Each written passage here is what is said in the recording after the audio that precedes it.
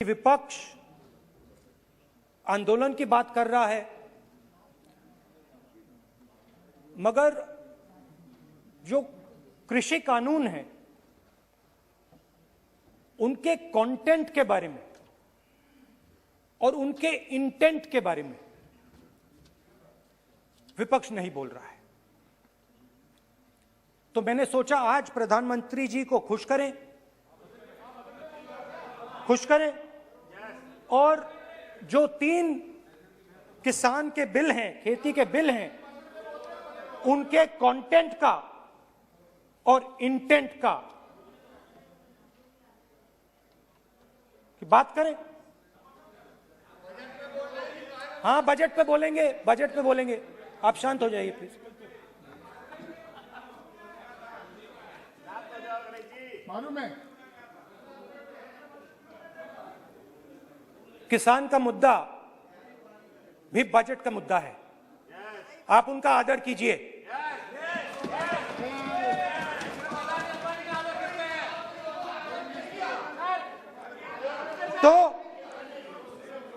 तो बात है कि इन 3 कानूनों का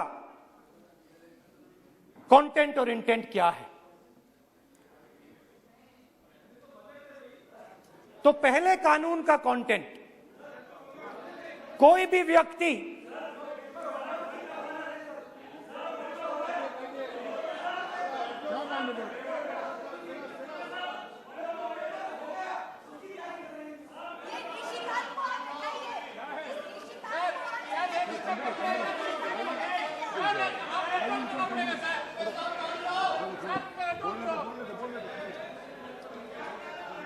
तो पहले कानून का कंटेंट क्या है? पहले कानून का कंटेंट है कि कोई भी व्यक्ति देश में कहीं भी कितना भी अनाज, सब्जी, फल खरीद सकता है। जितना भी खरीदना चाहता है खरीद सकता है। तो अगर खरीदी देश में अनलिमिटेड खरीदी होगी तो मंडी में कौन जाएगा? मंडी में कौन जाके खरीदेगा? तो पहले कानून का कंटेंट मंडी को खत्म करने का है। इसका लक्ष्य मंडी को खत्म करने का है। दूसरे कानून का कंटेंट क्या है कि बड़े से बड़े उद्योगपति जितना भी अनाज, जितना भी फल, जितनी भी सब्जी स्टोर करना चाहते हैं वो स्टोर कर सकते हैं। कोई लिमिट नहीं, जितना वो होल्ड करना चाहते हैं कर सकते हैं। दूसरे कानून का कंटेंट एसेंशियल कमोडिटीज एक्ट को खत्म करने का। दूसरे कानून का कंटेंट जमाखोरी को अनलिमिटेड तरीके से हिंदुस्तान में चालू करने का। अब तीसरा भी कानून है। तीसरा कानून का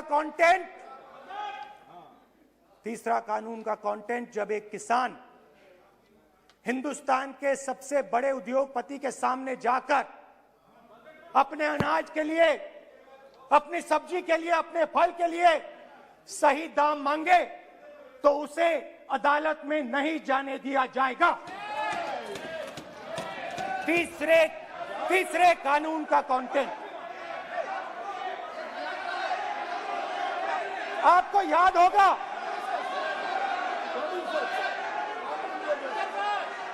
स्पीकर सर,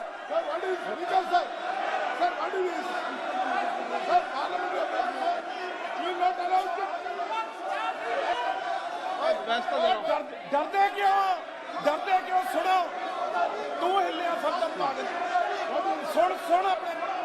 स्पीकर सर, दादा स्पीकर सर, आप बजट, फैमिली प्लानिंग का, आप बजट पर बात,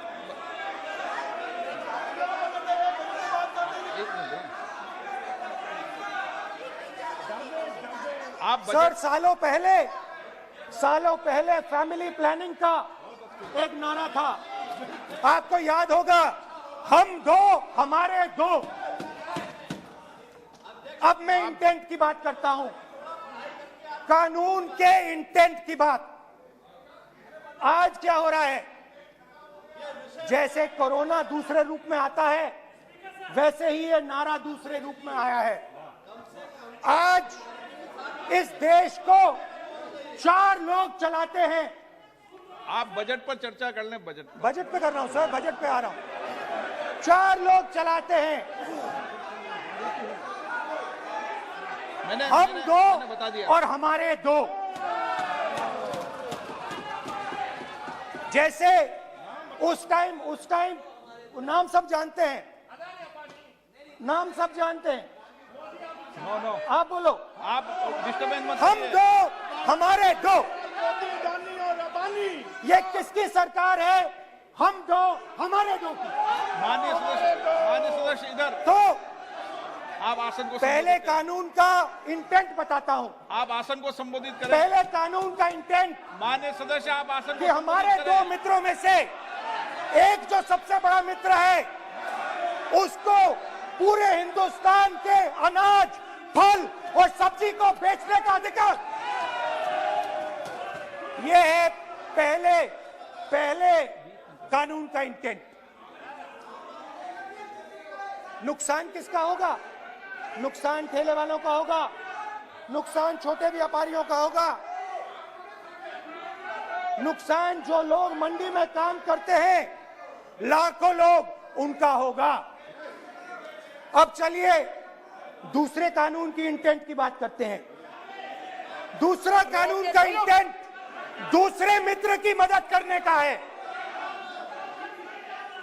दूसरे मित्र को पूरे देश में अनाज, फल और सब्जी की स्टोरेज की मोनोपोली दी जा रही है। आज दूसरा मित्र 40% हिंदुस्तान का अनाज अपने साइलों में रखता है। ये कांग्रेस पार्टी की बैठक नहीं है, ये सदन है। फल और सब्जी अगर बजट पे चल साइलोज में रखेगा। ये सभा नहीं है। प्रधानमंत्री कहते हैं सर मैं अध्यक्ष जी आपको कहना चाहता हूँ कि जब आपने बजट के लिए चर्चा के लिए पुकारा तो मैं बता रहा हूँ, एक मिनट बैठिए। माननीय सदस्य, आज बजट पर चर्चा है। मैं आग्रह करता हूँ, प्रधानमंत्री कहते हैं आप बजट पर ही कि अपनी बात मैंने करते हैं। ऑप्शन दिया है। हाँ, आपने ऑप्शन दिया है। 3 ऑप्शन दिए हैं। पहला ऑप्शन भूख, दूसरा ऑप्शन बेरोजगारी, तीसरा ऑप्शन आत्महत्या। ये 3 ऑप्शन आपने दिए हैं। अब देखिए मामला क्या है। मामला यह है कि हिंदुस्तान का सबसे बड़ा बिजनेस, सबसे बड़ा व्यापार एग्रीकल्चर का है। अब बजट 40% आबादी इस पे जीती है, इससे जीती है। 40 लाख करोड़ रुपए का धंधा है। इसमें किसानों को फायदा मिलता है,